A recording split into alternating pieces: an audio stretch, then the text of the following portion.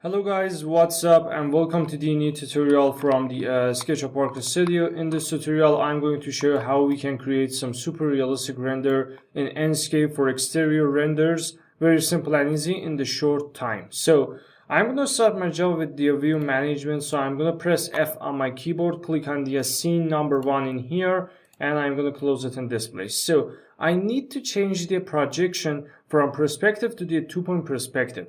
For this reason, I'm going to click on these options in here next to the save frame. So I'm going to click on it and switch it to the 2-point perspective.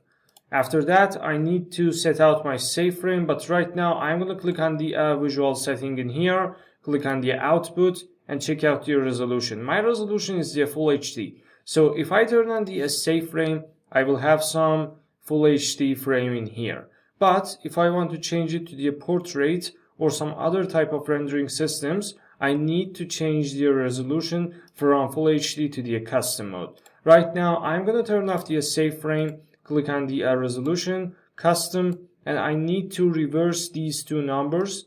So 1280 for here and 9020 in here.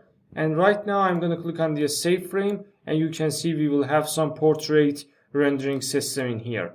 If I work with these resolution numbers, I can create another type of aspect ratios for my rendering. Right now I need to type 9020 because I need 1:1 rendering aspect ratio. So after that I need to come back to the main bar and start my job with these settings in here. At the end of this video you can download this preset below this video and you can download the render setting. So I'm going to reduce the field of view as I can to some number like this, something like that. I need to see a sky in my render. So 48% is enough.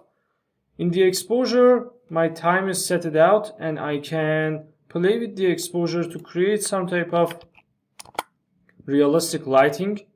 I'm going to turn on the depth of field, turn off the autofocus and play with the focal point. I want to focus on these facade design in here. So 6.63 is enough. But I can increase the field of view and you can see what really happened inside of your render. So for these type of renders, I prefer to use 8% or some lower number like maybe 6%. It's much better. So I don't need to use outline in here and I will go to the image bar, turn on the auto contrast. Before I set out color correction and effects, I need to go to the skybox in here, use the source. I prefer to use white cubes, and I will turn off the density, variety, and size amount. And now I have some clear render like this. So it completely depends on you. If you want to use clouds, you need to increase density in some type of decayed number, for example, 56%. And increase the variety to change the cloud's form in here. Some number about 34% is enough. I can play with the longitude and latitude for changing the cloud's direction. If I reset it, I can see these type of ratio for my clouds. It completely depends on your taste and your design process. I prefer to use 6,000 for the longitude and latitude is 5,400, something like that. I will go to the atmosphere, turn off the fog option because I need some sharp renders. So if you want sharp renders, you need to turn off fog option.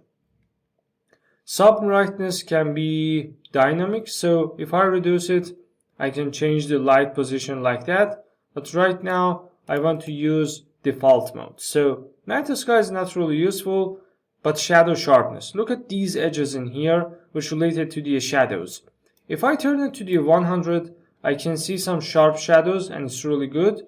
But right now I want to use some light shadows, about 40%.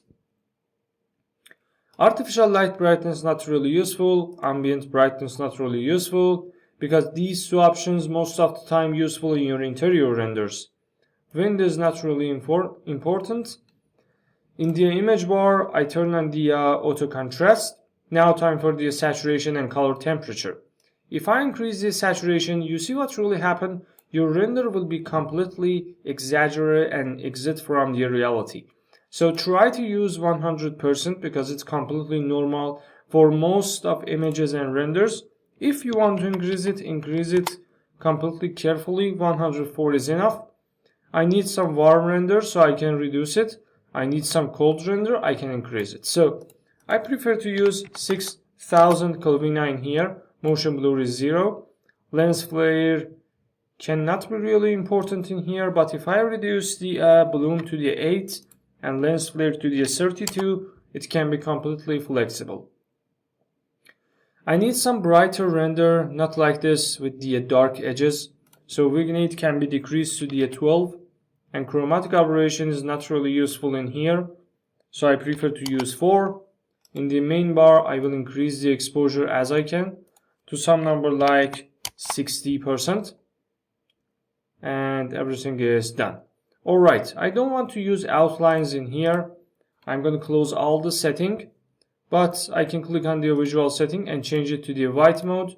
In the white mode, I can create one test render. And after that, I can continue my job. So in this case, I'm going to click on the screenshot in here and save it on my desktop with any name that I want. So I will click on the save option. It takes a little bit of time, and after that, Enscape will save your white glue render. Very simple and easy. White renders helps you to manage your light catch and your environment, and it's some type of preview for your clients or employers. 31%, 37, and I think it will done shortly. Alright, everything is done. White render taken for me. Now I can click on the visual setting and change white mode to the none mode. Now I have colorful render in here. If you want to add some trees or vegetations, you can click on the asset library in here. Change your category to the vegetation. Click on the tags for easy search. I prefer to check out trees in here. So I can select one of these trees, not really important which one. For example, this one. And I can add it to this environment. Click on the selection tool, select it, rescale it. I can rescale from here, for example, 50%, or maybe scale with the 10%. It's not realistic, so I can handy change it in here. Click on the move option, move my camera in here. Some type of place like that can be good. Click on the apply changes, and I'm going to close it in here. Press F, camera number 1, and this is some type of view in this place. So I can go to the SketchUp environment, click on these 3 in here, and move it a little bit to the back side, like that, and a little bit to the forward, like this, for creating some effective leaves and seeds in here. So another tree can be take a one copy in this side, move it to see the leaves in your render. Something like that is not bad. Something like this. So now I can take my final render, very simple and easy. So I'm going to click on the screenshot in here and save it on my desktop. So I'm going to press save, and it will take a little bit time. Alright, everything is done here. I'm going to close the Enscape in this place and SketchUp in this place. So I'm going to press save and yes. And after that, this is the comparison between these two renders.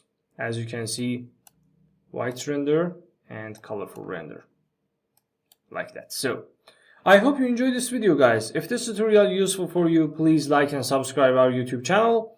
Thanks for your time, thanks for watching, and goodbye.